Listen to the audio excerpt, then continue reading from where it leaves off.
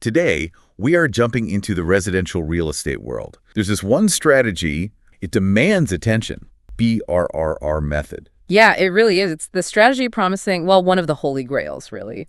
Low cash out of pocket, high returns, and rapid scaling. For anyone new to it, that acronym BRRRR, it stands for Buy, Rehab, Rent, Refinance, and Repeat. Okay, so our mission today is to unpack that. It sounds like a pretty complex five-step dance. Why would you, as an investor, pick this high-effort approach over just, buying a simple turnkey rental? Well, the numbers, they really do tell a story. Why settle for, say, a traditional approach that might yield, maybe 8.78% cash-on-cash return, especially when a well-executed BRRRR strategy, because of the leverage, could potentially hit 17.35%. Wow, okay. That's nearly double the return. Exactly, on the cash you actually have in the deal. That potential alone makes it worth understanding the mechanics.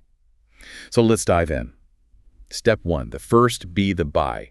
Seems pretty high stakes right from the start. It absolutely is. BRRR starts fundamentally with buying low. Specifically, you're looking for a distressed property. You need to find that inefficiency in the market, a house that's undervalued because it needs, significant work. The whole strategy hinges on finding deep value. Right, finding that diamond in the rough. And if that's the foundation, then everything seems to rest on one critical concept, the after repair value, the ARV. Get that wrong and the whole thing could just collapse, right? Absolutely. The ARV, it's the estimated value of that home after you've done all the renovations you planned. It's so vital because it dictates two key things: your maximum offer price and, crucially, how much you can eventually borrow when you refinance. You have to be really confident that your ARV is going to significantly beat your total cost acquisition plus rehab. Okay, so that forces a very disciplined acquisition strategy then. And these distressed properties, they usually don't qualify for standard mortgages. Generally, no, not initially. So investors often have to use short-term financing. Think bridge loans or specific fix and flip loans. These cover the purchase and usually the initial rehab costs too. And there are rules for pricing, I imagine, to make sure there's enough profit baked in. Yeah, a common guideline is the 75% rule. You aim for a purchase price that's around 75% of the ARV minus your estimated renovation costs. But, we are seeing that creep up. In really hot markets, investors might have to go to 80%, maybe even 85% just to get the deal. So the better the initial deal, the less cash you ultimately leave in, which boosts that final return. Okay, so we've bought the distressed place, got the short-term loan, and that financing clock is ticking. Those loans aren't cheap, which makes the next stage, the first R, rehab, incredibly important for speed and efficiency. It's definitely a race against time, but you absolutely cannot cut corners on the essentials. Priority 1, always safety, structural stuff, code compliance. You won't hit a high ARV if the place can't even pass a basic inspection. Good point. Safety first. But once it's sound, where do you focus the spending to get that forced appreciation? The stuff an appraiser will actually value. We're not just talking about trendy paint colors here, are we? No, not at all. It's about ROI. Yeah. Maximum value increase for the cost. So yeah, kitchens and bathrooms are usually big ones. Curb appeal. Sometimes reconfiguring the layout, maybe adding a bedroom or making the space more functional. Sources also point to enhanced outdoor spaces being really hot right now. Outdoor spaces, like what? Think covered patios, maybe an outdoor kitchen setup, fire pits, good seating areas, things that extend the living space. Also, functional tech upgrades are surprisingly valuable. Tech, like smart homes, or something simpler. Often simpler is better for ROI. Things like just ensuring high-speed internet wiring is solid, or installing outlets that have, the USB-C ports built right in. These feel modern, attract good renters, and they don't cost a fortune, like some complex smart systems. Okay. Smart, practical upgrades. And that efficiency leads us straight to the second R rent. Renovation's done, now the pressure shifts. Get a renter in there fast.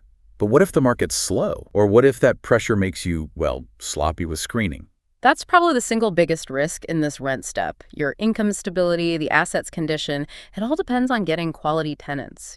People who pay on time, take care of the place. So diligent screening is it's non-negotiable. What does that involve typically? You're looking at verifying income. Is it sufficient? Is it stable? Checking work history, credit scores, running a criminal background check, looking at past rental history too. And crucially, you have to follow all the rules, right?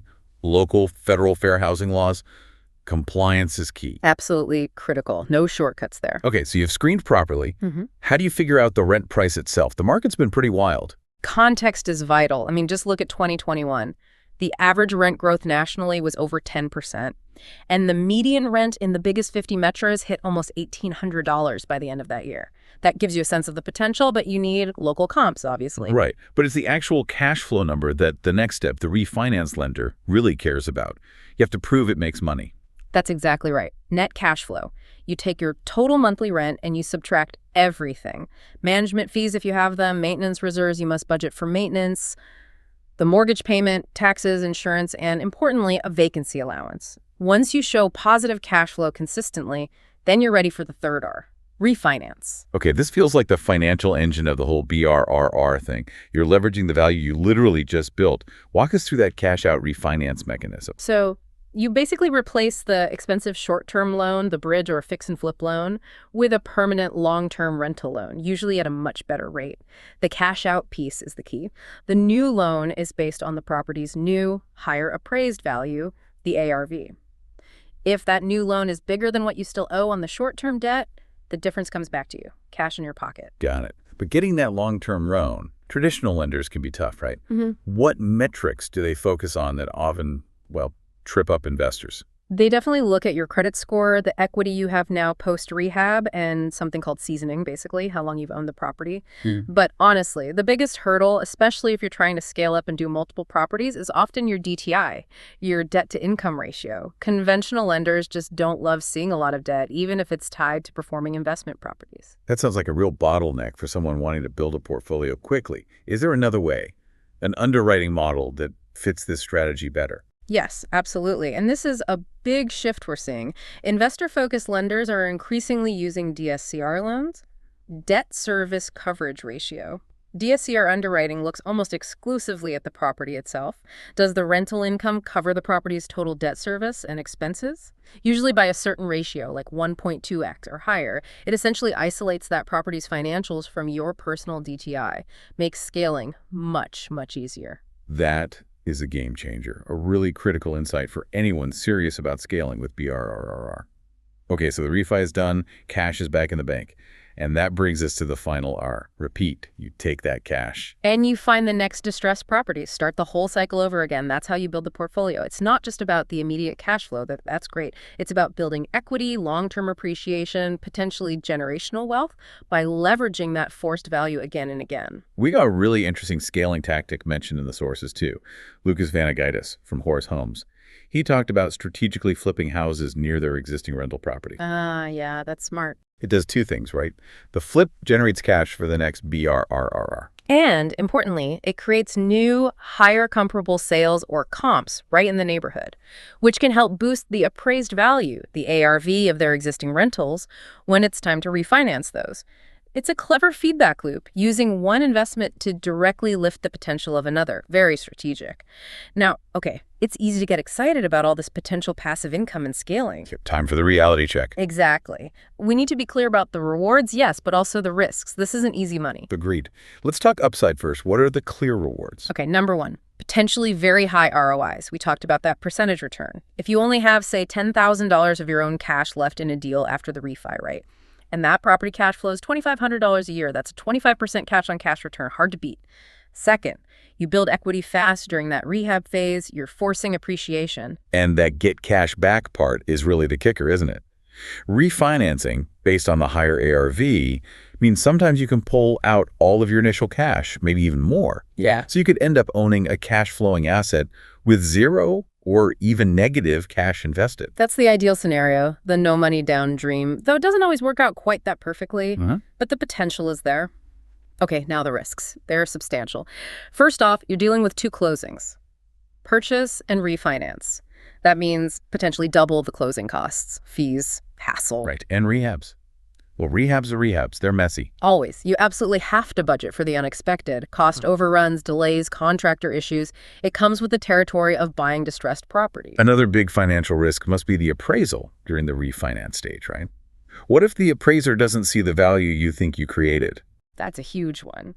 If the appraisal comes in low, lower than your target ARV, the lender reduces the loan amount. suddenly you might not be able to pull out all the cash you were counting on for the next deal. It can stall your momentum. Meticulous ARV calculation and comparable property analysis up front is critical to mitigate this. And we have to circle back to the tenant risk, the pressure to rent quickly, maybe to satisfy the refinance lender's seasoning requirement. Yeah, it could tempt you to skip steps in screening. Exactly. Leading to bad tenants, missed rent, property damage, evictions. That can destroy your cash flow and turn a good deal sour very fast. Okay, this makes sense conceptually. Let's ground it in some real numbers. The Matt Smith hypothetical deal you mentioned earlier helps quantify this. He bought for $100,000, put $40,000 into rehab. So $140,000 all-in cost, roughly. Targeting an ARV of $175,000. Right. And his initial cash out of pocket, that was for the down payment on the purchase, closing costs for that first loan, lender fees, maybe it was $16,000. That's his initial skin in the game. But the final cash left in the deal after the refinance was $20,750. So he actually had to bring a bit more cash later. Where did that extra $4,750 come from? That likely covered the second set of closing costs for the refinance loan, maybe lender fees again, setting up new escrows for taxes and insurance with the permanent lender. So once the dust settled after the refi, his total cash investment remaining in the property was that $20,750. Okay. And for that $20,750 investment, the property generated, what, $300 a month in net cash flow? Yeah. After all expenses. Correct. $300 a month, which is $3,600 annually. So you take that $3,600 annual cash flow divided by the $20,750 cash he has in the deal. And you get that stabilized cash-on-cash return of 17.35%. And that right there is the payoff we talked about at the start. He gets a 17.35% return on just under $21,000 invested. If he'd bought a similar, already renovated turnkey property, he might have needed, say, $41,000 cash down payment. Right. Easily double the cash investment. For a return closer to that 8.78% we mentioned. The leverage makes a huge difference. It really does. The BRRRR method, look, it's proven. It works for building equity, leveraging that forced value via the ARV, and scaling profitably. But, and it's a big but, it absolutely demands careful planning, accurate numbers, and just rigorous due diligence every single step of the way. Absolutely. And as you, the listener, maybe map out your first BRRR or your next one, here's a final thought to temper on. The whole strategy really leans on the speed of that rent step, doesn't it? You need that tenant income to make the refinance happen and get your capital back out. But we just talked about the massive downside of rushing tenant selection, getting bad tenants. So the real challenge, the deep challenge for an investor, seems to be balancing that intense financial pressure to rent quickly against the absolute necessity of slow, careful, rigorous screening. That balance feels like the true razor's edge of the BRRRR strategy.